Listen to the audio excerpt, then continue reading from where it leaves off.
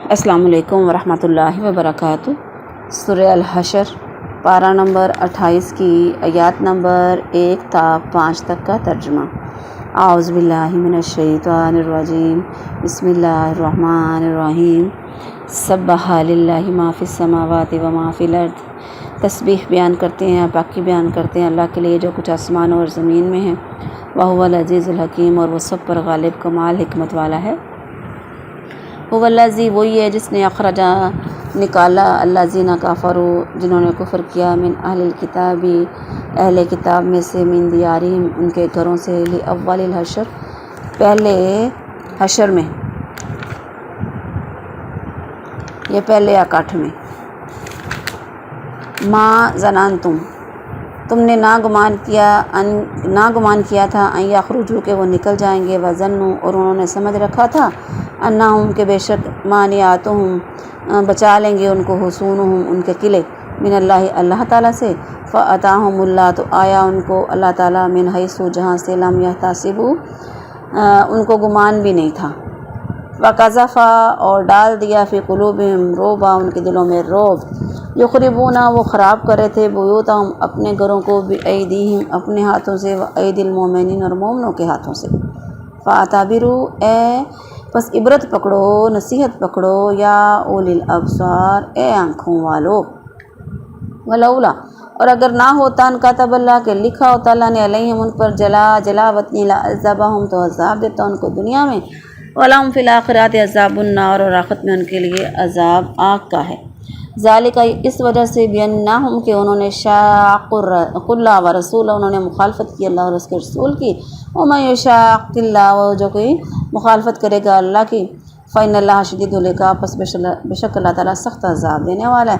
ما قطعتم، تم نے جو کاٹے تھے، من لینۃ، درخت، او ترکتموہا، یا تم نے ان کو چھوڑ دیا، قائمہ، کھڑے ہوئے، علی اصولہا، اپنی جڑوں پر، فبإذن اللہ، اللہ کے حکم سے، ولیخزی الفاسقین، تاکہ رسوا کرے، ذلیل کرے، فاسقوں کو، نافرمانوں کو۔ بامحاورہ ترجمہ۔ اللہ کا پاک ہونا بیان کیا ہر چیز نے جو آسمانوں میں ہے اور جو زمین میں ہے، اور وہی سب پر غالب کمال حکمت والا ہے۔ وہ یہ جس نے اہل کتاب میں سے ان لوگوں کو جنہوں نے کفر کیا، پہلے اکٹھ ہی میں ان کے گھروں سے نکال باہر کیا۔ کیا تم نے گمان نہ کیا تھا کہ وہ نکل جائیں گے، اور انہوں نے سمجھ رکھا تھا کہ ان کے قلعے انہیں اللہ سے بچانے والے ہیں، تو اللہ ان کے پاس آیا جہاں سے انہوں نے گمان نہیں کیا تھا، اور اس نے ان کے دلوں میں رعب ڈال دیا، وہ اپنے گھروں کو اپنے ہاتھوں اور مومنوں کے ہاتھوں کے ساتھ برباد کر رہے تھے۔ بس عبرت حاصل کرو، اے آنکھوں والو۔ اور اگر یہ نہ ہوتا کہ اللہ نے ان پر جلا وطن ہونا لکھ دیا تھا، تو یقیناً وہ انہیں دنیا میں سزا دیتا، اور ان کے لیے آخرت میں آگ کا عذاب ہے۔ یہ اس لیے کہ انہوں نے اللہ اور اس کے رسول کی مخالفت کی، اور جو اللہ اور اس کے رسول کی مخالفت کرے تو بلا شبہ اللہ بہت سخت سزا دینے والا ہے۔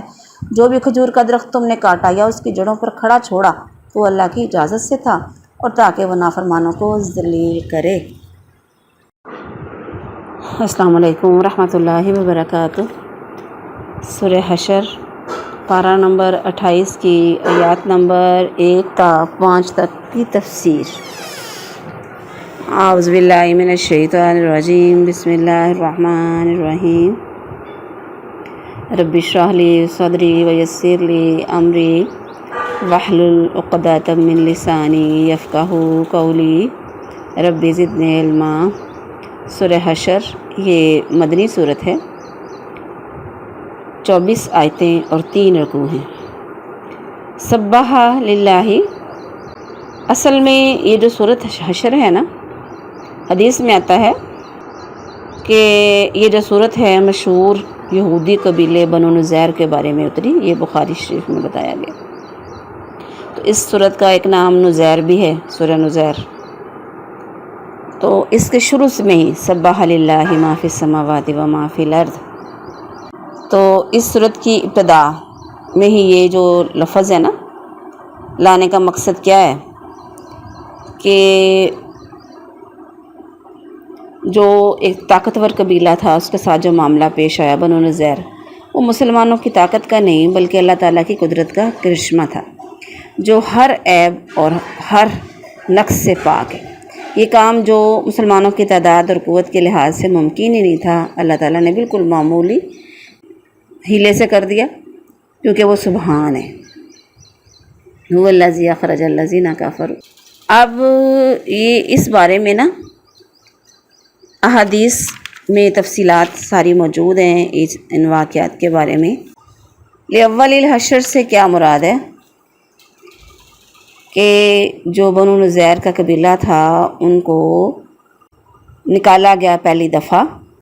ان کے گھروں سے، ان کے قلعوں سے۔ تو حدیث میں یہ واقعہ تفصیلات واقعے کی موجود ہیں۔ رسول اللہ صلی اللہ علیہ وسلم مدینہ میں تھے، ابھی بدر کا معرکہ نہیں ہوا تھا کہ کفار جو تھے، انہوں نے جو قریش والے کفار تھے، انہوں نے عبداللہ بن ابی کی طرف اور اوس اور خزرج میں سے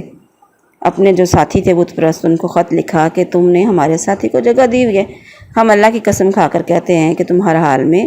اس سے لڑو گے یا اس کو نکال دو گے، نہیں تو ہم سارے مل کر تم پر حملہ کریں گے، تمہارے لڑنے والوں کو قتل کر دیں گے، تمہاری عورتوں کو لوٹ کر لے جائیں گے۔ یہ خط عبداللہ بن ابی اور آپ کے اور اس کے ساتھیوں کو ملا، تو وہ لوگ رسول اللہ صلی اللہ علیہ وآلہ وسلم سے جنگ کرنے کے لیے جمع ہو گئے۔ آپ علیہ السلام کو اطلاع ملی تو آپ ان سے ملے اور فرمایا قریش کی دھمکی تم پر بہت اثر کر گئی ہے، وہ تمہارے نقصان کی اس سے زیادہ کوئی تدبیر نہیں کر سکتے جتنی تم خود اپنے خلاف کر رہے ہو، کہ تم اپنے ہی بیٹوں اور بھائیوں سے جنگ کرنا چاہتے ہو۔ جب انہوں نے نبی علیہ السلام کی بات سنی تو منتشر ہو گئے، تو کافروں کو بھی یہ خبر مل گئی، چنانچہ انہوں نے بدر کے واقعہ کے بعد یہودیوں کو خط لکھا کہ تم اسلحے اور قلعوں والے لوگ ہو، تمہیں ہر حال میں ہمارے ساتھی سے لڑنا ہوگا یا ہم یہ کر دیں گے اور وہ کر دیں گے، دھمکیاں لگائیں۔ جب یہ خط بنو نذیر کو پہنچا تو انہوں نے عہد توڑنے پر اتفاق کر لیا اور رسول اللہ صلی اللہ علیہ وسلم کو پیغام بھیجا کہ آپ اپنے ساتھیوں میں سے 3 آدمیوں کو لے کر ہماری طرف آئیں، ہم میں سے بھی 30 علماء آپ کی طرف آئیں گے اور ہم ایک درمیانی جگہ پر ملیں گے، وہ آپ کی بات سنیں گے، اگر انہوں نے تصدیق کر دی تو آپ ایمان لے آئیں گے۔ بہرحال یہ ان کے ساتھ پھر جنگ نہیں ہوئی، ان کے قلعوں کا محاصرہ کیا گیا، تو بالآخر مسلمانوں نے ان کو ان کے قلعوں سے نکال دیا۔ اس میں لفظ ہے نا کہ تم نے سمجھا تھا کہ وہ نکلیں گے ہی نہیں، تمہارا گمان تھا کہ وہ اپنے قلعوں میں سے نکلیں گے نہیں، انہوں نے بھی سوچا تھا ہمارے قلعے ہمیں بچا لیں گے، تو کیا اللہ تعالیٰ نے ان کو وہاں سے پکڑا، ان کو اندازہ بھی نہیں تھا، ان کے دلوں میں مسلمانوں کا رعب ڈال دیا اللہ کے نبی کا بھی۔ تو انہوں نے کیا کیا، ما ظننتم ان یخرجوا، یعنی بنو نذیر مدینہ سے دور 2 میل کے فاصلے پر آباد تھے، یہ لوگ تجارت اور سود خور کی وجہ سے بڑے مالدار تھے، ان کے پاس ہر قسم کا سامان جنگ موجود تھا، انہوں نے بڑے مضبوط قلعے بنائے ہوئے تھے، تعداد میں بھی وہ بہت زیادہ تھے، مسلمانوں سے کم نہیں تھے، اوپر سے بنو قریظہ اور خیبر کے یہودی ان کی پشت پر تھے، اور انہیں عبداللہ بن ابی اور منافقین کی بھی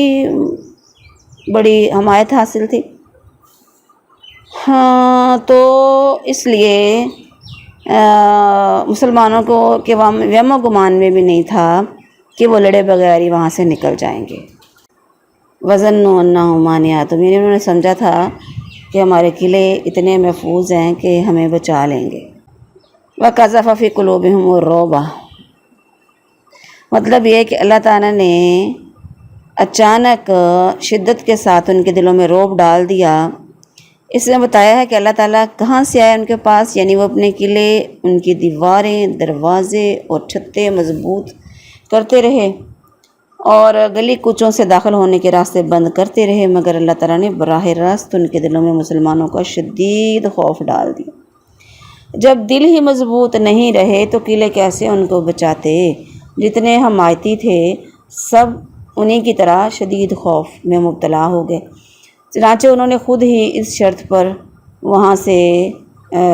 جانے کی درخواست پیش کی کہ ہمیں امن دیا جائے، ہم یہاں سے نکل جاتے ہیں۔ رسول اللہ صلی اللہ علیہ وآلہ وسلم نے اسلحہ لے جانے کے علاوہ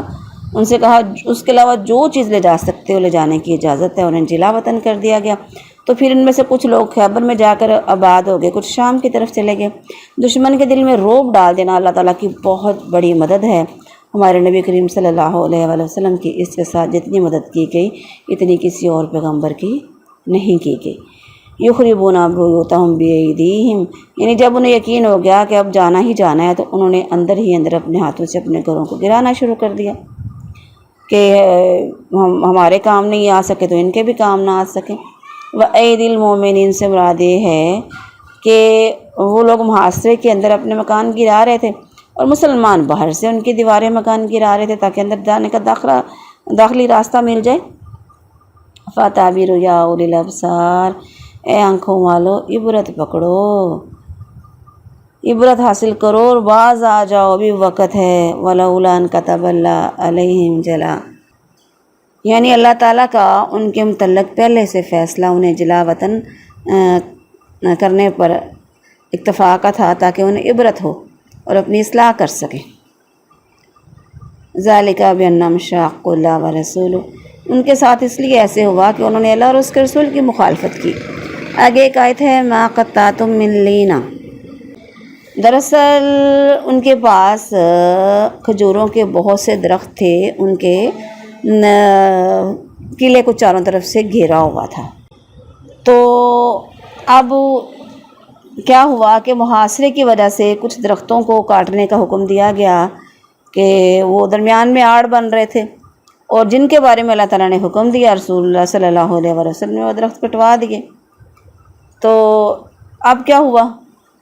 کچھ کو درختوں کو رہنے دیا۔ اب جو یہودی اور منافقین تھے انہوں نے شور مچایا کہ محمد صلی اللہ علیہ وسلم نے درختوں کو کاٹ کر فساد فی الارض کیا۔ تو اللہ تعالیٰ نے مسلمانوں کو تسلی دی کہ تم نے جو درخت کاٹا ہے یا جن کو جڑوں پر قائم رہنے دی گئی، یہ سب اللہ کے حکم سے تھا، اس میں مسلمانوں کا یا اللہ کے نبی کا اس میں نہیں، اللہ کا حکم تھا یہ۔ تو اس سے یہ پتہ چلا کہ اگر جنگی ضرورت کا تقاضا ہو تو درختوں اور کھیتوں کو کاٹا یا جلایا اور عمارتوں کو گرایا بھی جا سکتا ہے، اگر ضرورت ہو، بغیر ضرورت کے ایسا نہیں کیا جائے گا۔